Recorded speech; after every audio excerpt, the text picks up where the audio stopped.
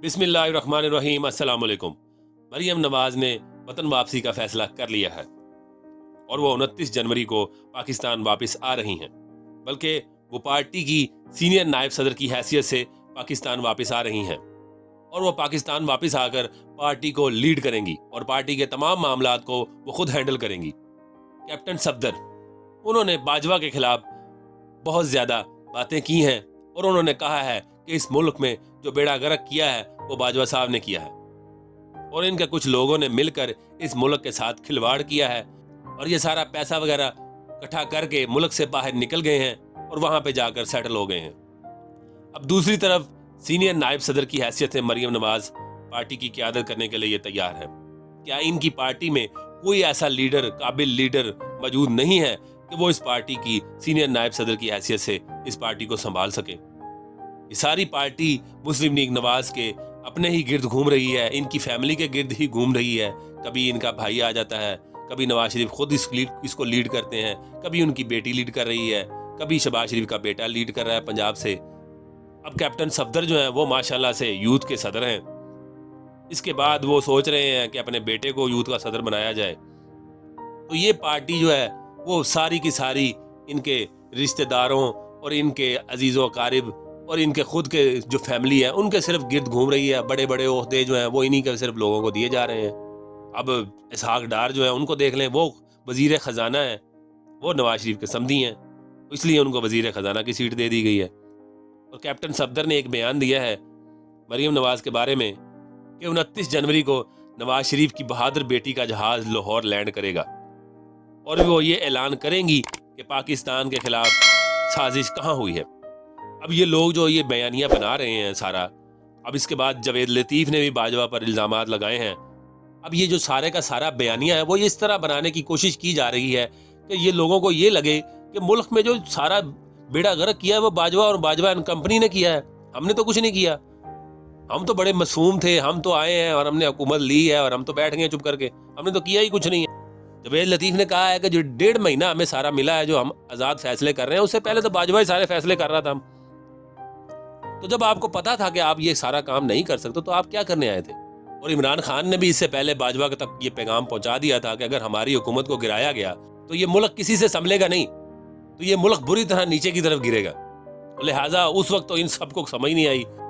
उस वक्त तो उन्होंने बड़ी तगोदो की कि इमरान खान की हुकूमत को गिराया जाए और हमें प्रमोट करके ऊपर लाया जाए, हमें हुकूमत दी जाए। और जब इनके गले में ढोल डाल दिया गया है तो अब इसको बजाएं, ना कि ये शोर मचा के हमें बताएं कि जी बाजवा साहब हमें जो है बाजवा साहब ने सारा करने नहीं दिया और बाजवा साहब ने ये कर दिया, बाजवा साहब ने वो कर दिया।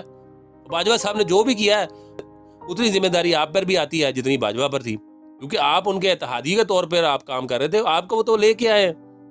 अब जो नया बयानिया बनाने की कोशिश कर रहे हैं कि बाजवा जो है वो सारा कुछ करके गया है, हमने तो कुछ नहीं किया, वो ये इसलिए कर रहे हैं कि इमरान खान ने जो बाजवा के खिलाफ एक कैंपेन चलाई थी और उसमें उस बयानिए को आवाम ने माना और आवाम इमरान खान साहब के साथ खड़ी हो गई। तो ये भी यही समझ रहे हैं कि हम भी इसी बयानियों को प्रमोट करते हैं और आवाम के सामने लेके आते हैं कि जी बाजवा साहब ने ये कर दिया, बाजवा एंड कंपनी ने वो कर दिया, पुराने रिटायर जजों ने ही हमारे ये मुल्क का बेड़ा गर्क किया, वो कुछ पुराने जर्नैल थे रिटायर, उन्होंने ये किया। तो ये सारा बयानिया हम बनाएंगे अवाम के सामने और लिहाजा हम जो है अवाम में फिर एक दफ़ा उठ खड़े होंगे पंजाब में और दूसरी जगहों पे। तो अब ऐसा नहीं होगा। अवाम बेवकूफ़ नहीं है जी, अब वो इनकी बातों में आने वाली नहीं है। इमरान खान ने अवाम को बहुत ज़्यादा शऊर दिया है और उन्होंने समझा दिया है कि ये सारे के सारे चोर लुटेरे जो हैं वो एक ही सफ में अब आ चुके हैं और ये अवाम के सामने बिल्कुल नंगे हो चुके हैं। अब मरियम नवाज इस बयानिए को प्रमोट करेंगी, लेकिन ये ज़्यादा मकबूलियत इस बयानिए को नहीं मिलेगी। 9 महीने हो गए हैं इस हुकूमत को आए हुए को और इस 9 महीने में इनकी कारदगी अगर देखी जाए तो जीरो है। इन्होंने तो पूरे इमरान खान के टन्योर में इन्होंने शोर मचा रखा था, मुल्क को सर पे उठाया हुआ था कि इमरान खान ने महंगाई कर दी, इमरान खान ने लूट लिया, इमरान खान ने ये कर दिया, इमरान खान ने वो कर दिया। और इसी तरह मीडिया के जो सहाफ़ी हैं उन्होंने भी दिन रात यही शोर मचाया हुआ था कि इमरान खान साहब ने बड़ी महंगाई कर दी है जी, मुल्क में तो तूफान आ गया महंगाई का। अब वो उनको मौत पड़ गई है। अब जब से इनकी हुकूमत आई है 9 महीनों में तो महंगाई तो बिल्कुल हुई नहीं है ना। जैसे अब तो सहाफ़ियों ने भी बात करनी बंद कर दी है। अब तो मुल्क तरक्की की तरफ जा रहा है। हमारा रुपया जो है वो डॉलर से भी ऊपर हो गया है। मुल्क में दूध और शहद की नहरें बह रही हैं। और दूसरी तरफ शाहिद खाकान अब्बासी जो है वो मरियम नवाज के आने से कुछ ज़्यादा खुश नहीं है। वो इसलिए खुश नहीं है क्योंकि ये सीनियर लोग हैं अपनी पार्टी के और इनकी पार्टी के साथ बहुत ज़्यादा वफादारियां हैं। इन्होंने नवाज शरीफ को उन हालात में भी नहीं छोड़ा कि जब नवाज शरीफ पर ये केस हो रहे थे, नवाज शरीफ पे सारे इल्ज़ामात लगे और ये साबित हो गया कि इन्होंने मुल्क का पैसा लूटा है, तो उस वक्त भी ये लोग सारे के सारे अपने लीडर के साथ खड़े रहे हैं और उन्होंने बहुत ज़्यादा कुर्बानियाँ दी हैं। और अब उनको जब पता लग रहा है कि जी अब तो हमें मरियम नवाज की क़यादत में आगे बढ़ना है और हमें इनके ऑर्डर्स को फॉलो करना है, तो वो लोग इस चीज़ को पसंद नहीं कर रहे हैं कि हम क्यों माने इसकी बातों को, हम तो ये नहीं हो करेंगे। इसी तरह ख्वाजा साद रफ़ीक है, उसने पूरी ज़िंदगी पार्टी को दे दी है। ख्वाजा आसिफ को देख लें, वो भी सारा सीनियर लोग हैं, उनको कोई ओहदा नहीं मिल सकता था। क्या उनमें वो काबिलियत नहीं थी? क्या वो उनमें कोई दिमाग की कमी है, कोई ऐसी कमी है कि जिसकी वजह से उनको ये ओहदा नहीं दे सकते थे? अब यूथ का जो ओहदा है सफदर ने लिया हुआ है, सफदर यूथ में आ रहा है जी। अब खुदा की करनी ये देखेंगे, जब सफदर ने यूथ का ओहदा रखा हुआ है, वो सफदर यूथ का चेयरमैन बना हुआ है जी। अब उसके बेटे को तैयार किया जा रहा है, जुनैद सफदर को, कि वो यूथ का सदर बनेगा। अब स्पीकर साहब ने एक बयान दिया है कि उसमें उन्होंने कहा है, उन्होंने जो 35 लोगों के इस्तीफे मंजूर किए हैं उसके बारे में उन्होंने कहा है कि जी जिन अराकीन ने मुझे मुतमिन किया है मैंने उनके इस्तीफे मंजूर कर लिए हैं। अब स्पीकर के मुताबिक जिन लोगों ने उन्हें मुतमिन किया है उन्होंने खुद लेटर लिखा, अपने हाथ से लिखा, अपने दस्तखत किए, जी उन्होंने मुझे मुतमिन कर दिया, मैंने उनके इस्तीफे मंजूर कर लिए। अगर आपने करने हैं तो सारों के मंजूर करें ना। फिर एक एक बंदे के इस्तीफे कभी 10 के मंजूर कर रहे हैं, कभी 20 के मंजूर कर रहे हैं, कभी 35 के मंजूर कर रहे हैं। और अब जैसे ही इमरान खान ने कौमी असम्बली में वापसी का ऐलान किया है, वही इनकी दौड़ें लग गई हैं।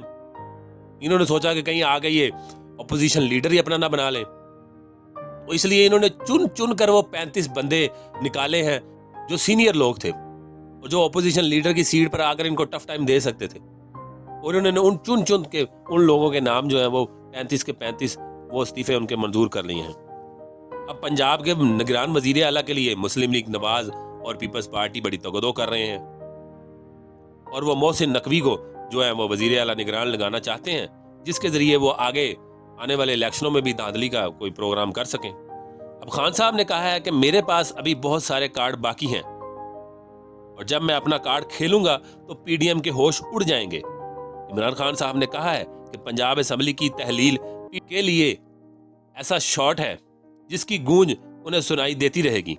मेरे पास बहुत सारे ऐसे कार्ड बाकी हैं, जब मैं ये वो खेलूंगा तो इनके होश उड़ जाएंगे। अब गवर्नर पंजाब ने जो समरी भेजी है उसमें इलेक्शन की तारीख नहीं लिखी और इमरान खान साहब ने कहा है कि ये आईनी नुक्ता नजर से गलत है। इस इकदाम को हमने अदालतों में चैलेंज करने का फैसला किया है। अगर मुल्क में साफ शफाफ इंतखाबात ना हुए तो मुल्क में श्रीलंका जैसी सूरत हाल पैदा हो सकती है। फिर इमरान खान साहब ने कहा कि अगर मुझे नाअहल भी कर दिया गया तो भी लोग नजरिए को वोट देंगे। अब खान साहब ये बार बार ये बात क्यों कर रहे हैं कि अगर मुझे नाअहल कर दिया गया? क्योंकि इन लोगों की कोशिश है कि किसी तरीके से भी खान को नाअहल किया जाए, क्योंकि नवाज शरीफ को रजीम चेंज ऑपरेशन से पहले किसी बड़े बंदे ने ये गारंटी दी थी कि खान ने तो अब वापस नहीं आना, इसको तो नाअहल कर दिया जाएगा, इसको फारग कर देंगे, इसकी सियासत ही खत्म है, ये तो फारग हो जाएगा।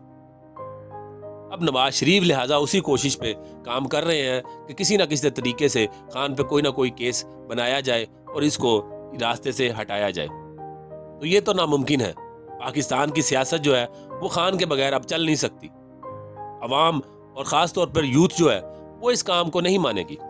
और दूसरी बात, खान की जान को भी खतरा है और खान साहब बार बार इस बात को भी बयान कर चुके हैं कि उनकी जान को भी खतरा है। इससे पहले भी खान साहब पर एक हमला हो चुका है और उसमें भी बाल बाल वो बचे हैं, लेकिन वो अपना इलाज उन्होंने इस मुल्क में करवाया है। वो इस मुल्क से भागे नहीं हैं इनकी तरह कि हमारी प्लेटलेट्स कम हो गई हैं, हमारी प्लेटें गिर गई हैं, हम मुल्क से बाहर जाके इलाज करवाएंगे, हमारा इलाज यहाँ पे हो ही नहीं सकता। किसी की सर्जरी का मसला बन जाता है तो कोई सर्जरी का बहाना लगा के मुल्क से फरार होने की कोशिश करता है। कभी किसी का ब्लड चेंज होना होता है तो वो मुल्क से बाहर भाग जाता है कि जी मेरा तो यहाँ पे इलाज ही नहीं हो सकता।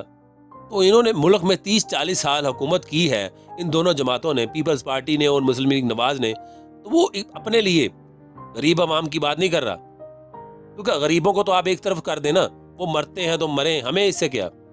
लेकिन ये अपने लिए भी एक ऐसा हॉस्पिटल नहीं बना सके कि लोग वहां पे जाके अपना इलाज करवा सकें। तो ये तो इन लोगों का हाल है। अब खान के पीछे ये लोग पड़े हुए हैं, किसी तरीके से इसको हटाया जाए। अब दूसरी तरफ कराची में रीकाउंटिंग के दौरान पाकिस्तान तहरीक इंसाफ की पहले 40 सीटें थी, अब रीकाउंटिंग के बाद वो 46 सीटें हो गई हैं। और तहरीक इंसाफ ने अब जो सीटें बढ़ी हैं उनको देखते हुए उन्होंने कहा है कि जी ये इलेक्शन जो है दोबारा करवाए जाए, हम तो इस इलेक्शन को मानते ही नहीं है, ये तो धांधली हुई है इसमें। और अब जमात इस्लामी इस रिकाउंटिंग को रुकवाने के लिए सामने आ गई है, वो भागी भागी जा रही है कि जी इस रिकाउंटिंग को रुकवाया जाए, हमारा तो बेड़ा गर्क हो जाएगा।